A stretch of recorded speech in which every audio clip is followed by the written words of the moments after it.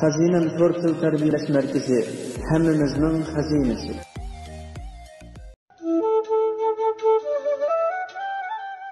Qo'y tog' bag'rida o'tlayotdi. To'satdan qarg'ayliqning ichidan bir bo'ra qo'yni yemakchi bo'lib qo'yga etilibdi. Qo'y qo'rqqanidan "Qutqizinglar!" deb baqiribdi. Tog' bag'rida o'tlayotgan kala qo'yning ovozini anglabdi. Biroq bo'rini ko'rib qo'rqqanidan qechib ketibdi.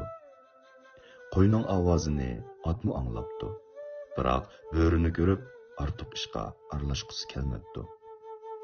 To'g'u qo'yning nolasini anglab, qarasa qo'yning yonida bo'ri turg'udek. Shuning bilan umu badar tikib yetibdi. Qo'yning varqirg'inini to'shqanmi anglabdi. Biroq bo'rini ko'rib yuragi chiqib ketgili tasli qapti. Bu chaqda itmu mushu tog' bag'rida bo'lib, qo'yning echinishliq maravatganligini anglabdi va bo'ri bilan qattiq elishib qo'yni qutqizib qapti.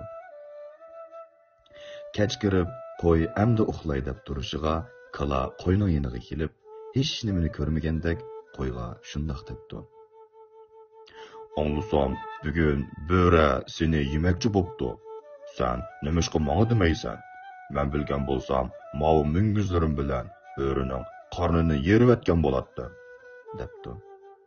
Ot: "Qo'y adash, nimishqa meni chaqirmaysan? Men bilgan bo'lsam, bo'rini tepib o'ldirib qo'ymasmidim?" "Hey" debdi. To'g'ri. "Nimishqa menga demaysan? Men bilgan bo'lsam, undaq bo'rini cho'qilab qochirib etmabdim" debdi. To'shqan: "Menga nimishqa demiding? Men tez yugurayman emasmi? Men bo'lgan bo'lsam, bo'rini qo'g'latqizib, holini qo'ymaydim." Bu eg'iziga tegmay po etayotganlarning orasida birdan-bir itla yo'q edi.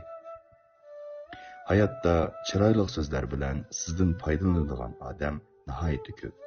Biroq siz ehtiyojli bo'lganda "Qo'rqma, yoningda men bor" deyiladigan odam bekmi oz. Hurmatlaydiganim, orzulaydiganim urushdan keyingi qahramonlar emas, balki menga haqiqiy chin ko'nglidan mehr bera oladiganlar.